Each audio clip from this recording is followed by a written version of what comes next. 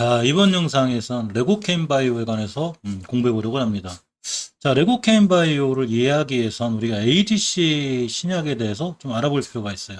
자, 부작용이 적고 효과가 큰 ADC 항암 신약이 뜬다고 합니다. 요거 자세한 관련 기사는 제가 동영상 이쪽 설명란에 링크 걸어 드릴 테니까 시간 나실 때 꼼꼼하게 한번 챙겨 보시기 바랍니다. 이 ADC 여기 항암 신약 보시게 되면 부작용이 적다고 그래요. 효과도 크고 ADC 항암 신약이 이제 크게 곽강을 받는 이런 시장이 올 건데 기사가 올해 8월 달 거죠. 자, 올해 시장 규모만 5조.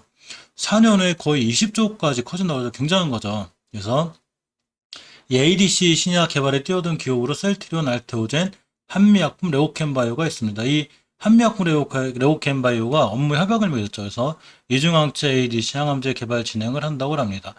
자, 국내 제약 바이오 기업들이 차세대 신약으로 각광받는 약물항체 접합제 ADC 신약 개발에 쏙 뛰어들고 있는데 현재 5조 원대인 전 세계 시장 규모가 5년 후에 20조 원 이상 엄청나게 커지는 거죠. 자, 그래서 이 시장에 셀트리온, 알테오젠, 한미약품, 레고켄바이오 자, 이렇게 뛰어들었습니다. 좀 더 자세한 기사는 아까 링크 걸어드린 그쪽을 통해서 한번 살펴보시면 되고요.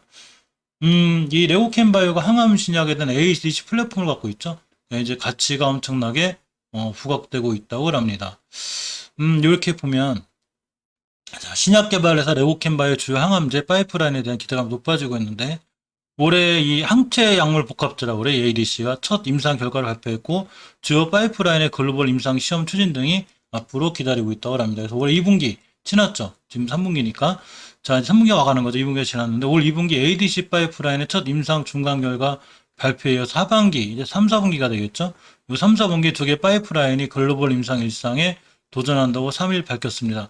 이 3일이 바로 이렇게 이 3월 달 얘기죠. 자, 그러니까 자, 이 3월 달에 이제 이런 이 중요 기사가 있었고 이때 상황을 보면 레고케인바이오의 이제 올해 3월 달에 21년도 3월 달에 주가가 이렇게 이제 이 잠깐 상승하는 이런 모습이 있었죠. 하지만 이 기술적인 문제에 딱 다뤄볼 건데요. 모든 좋은 뉴스와 호재에 있어서 제일 중요한 건 주식의 추세예요. 즉 저런 뉴스나 기사들은 어디까지나 참고사항이고 저런 뉴스나 기사가 떴을 때 현재 주가 위치가 어디에 있는지가 가장 중요하다고 볼 수 있습니다.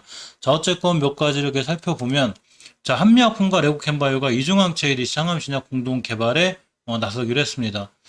자, 이렇게 보면 한미약품, 레고켄바이오, 이중항체 ADC 항암신약 공동 개발 한미약품 그룹이 레오켄바이오 사이언스와 함께 이중항체 기반 ADC 항암치료 공동으로 개발하기로 했는데 자, 한미약품, 북경한미약품, 레오케바이오 사이언스가 22일, 이때가 언제냐면, 이렇게 올해 7월 20일, 저번 달이죠. 자, 22일, 북경한미가 개발한 이중항체 플랫폼 펜단바디라고 이걸 적용한 차세대 ADC 공동 연구 및 개발 협약을 체결하였다고 합니다. 이렇게 쭉 중요한 내용 기사가 있고, 이렇게 이제 권세창 한미약품 대표이사가 항암제 시장에서 떠오르고 있는 ADC 분야와 이중항체 분야의 노하우와 기술력을 갖춘 양사, 요게 바로 레오켄바이오죠. 이렇게 만나 연구에 나가게 돼서 기쁘다는 등 이렇게 이제 다양한 소견을 발표했는데 이렇게 한미약품하고 레오켄바이오도 같이 한 시장에 ADC 신약 개발에 뛰어드는 실질적으로 굉장히 좋다는 얘기죠. ADCO 이 항암 신약이 자 레오켄바이오의 항생제 이 바이오가 항생제 델파졸리드의 균열증 임상 이상 승인을 받았습니다.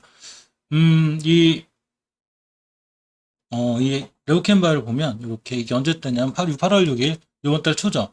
항생제인 델파졸리드 균열증 임상 2회 이상 승인을 받았는데 이번 임상 시험이 메타실린 내성 항색 포도 상구균 균열증 환자를 대상으로 반코마이신 표준요법 대비 반코마이신과 델파졸리드 어렵죠 의학 용어라. 자 어쨌거나 여기 쭉 기사 읽어보시면 되고 링크 걸어드렸으니까 한번 보시고요.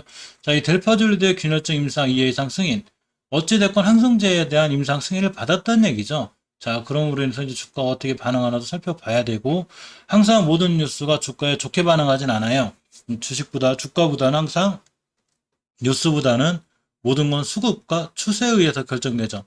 일단 지금은 레오켄바이오 관련된 여러 가지 이슈를 살펴볼 거고, 자, 코장 시총 탑 100에 바이오 기업 29개사가 포진했다고 합니다. 자, 보시게 되면, 바이오 업체들이 이제 근간에 좀 많이 들어왔어요. 좀 많이 안 들어오다가 근간에 많이 들어오게 됐는데 자 이렇게 보시면 CJN이 코스닥 시총 9위죠. 이렇게 9위로 들어왔고 레고켄바이오가 이렇게 코스닥 시총 44위에 들어와 있습니다. 100위에 인트론바이오가 있네요. 인트론바이오는 있고 셀리드가 62, 셀리드도 엄청나게 핫했었죠. 아마 지금 주가가 좀 밀려서 이렇게 떨어진 것 같고, 제넥신이 17위. 제넥신이 주가가 예전에 비해서 많이 밀렸는데도 불구하고 17위니까 향후 임상 결과나 이런 거에 관해서 좋아지면 아무튼 꽤 좋아질 수 있을 거라고 봅니다. HLB나 HLB생명학 제가 매일 찍고 있는데 HLB생명과학이 63위. 이렇게 차지하고 있죠. HLB가 안 보이네. 자, HLB는 어쨌거나 뭐 종합적이니까. 자, 어쨌건 이렇게 레고캠바이오가 보시게 되면 이렇게 40 사이에 자리를 잡고 있습니다. 근간에 레고캠바이오의 좀 이슈가 좀 좋죠. 자, 여기 현대차증권 분석인데 이것도 마찬가지로 링크 기사 한번 읽어보시고요. 8월 20일 최고 근간에 나온 뉴스인데 연내 추가 기술 이전이 예상된다고 합니다. 모멘텀 대비 저평가. 자, 이런 이 기사들이 있는데 물론 레고캠바이오가 이제 그동안 전임상 단계에서 기술 이전을 쭉 해왔는데 올해 연말에 이렇게 추가로 기술 이전을 더 하겠다는 얘기죠. 그렇지만 주가를 보면 자 일단 이 추세를 유지해주는 예전에도 굉장히 좋았었어요. 이 친구 얼마였냐면 작년 코로나 사태 3월 달에 저점이 16,000원이었어요. 16,000원이었던 주가가 최고점 얼마를 찍었냐면 이렇게 74,000원을 찍었습니다. 근데 이 7만원대 우리가 주목해야 되는 게 한 번, 두 번, 세 번, 네 번, 다섯 번. 이 7만원대를 거의 5번을 못 들었다는 얘기죠. 그러니까 이 주가가 7만원대가 엄청난 저항선으로 자리를 잡고 있는 게 맞습니다. 근데 이날 딱 한 번 떴어요. 7월 달에 쭉 떴는데 이따도 역시 65,000원대 벽을 못 넘었죠. 자, 근데 이제 중요하게 모든 주식은 추세를 유지할 때 월봉에서 일단 5개월선을 깨면 안 돼요. 이 녹색선이 5개월선 이걸 깨면서 추세가 깨졌죠. 자, 1차적으로 추세가 깨졌을 때 우리가 바라봐야 될 건 바로 추세를 유지하는 노란 선이 20개월선이에요. 자, 20개월선을 잘 지켜주고 있죠. 이렇게 잘 지켜주고 있고 일단은 저걸 지켜준 선상에서 만약 이번 달에 5개월선을 깨게 되면 다시 한번 20개월선까지 밀릴 수 있는 위험성이 있습니다. 하지만 6월 달에 5개월선을 돌파, 저번 달에 안착해줬기 때문에 이번 달에 되도록이면 5개월선을 지켜줄 확률이 높아요. 5개월선 가격이 51,900원, 쉽게 얘기하면 52,000원대만 잘 유지해주면 추세가 유지될 수 있습니다. 자, 주봉에서 보시면 예전에 이렇게 좀 바닥바닥 긴 이 자리가 있어요. 이 자리. 이 자리가 이렇게 오랫동안 바닥을 겼다는 얘기는 누군가 여기를 굉장히 잘 지켜줬다는 얘기도 돼요. 따라서 저번 주에도 이 자리로 아직 오지 않았지만 일단은 20선 밑에 있기 때문에 여기까지 올 수 있는 확률은 있어요. 따라서 여기를 지키고 돌아 나가주면 매수.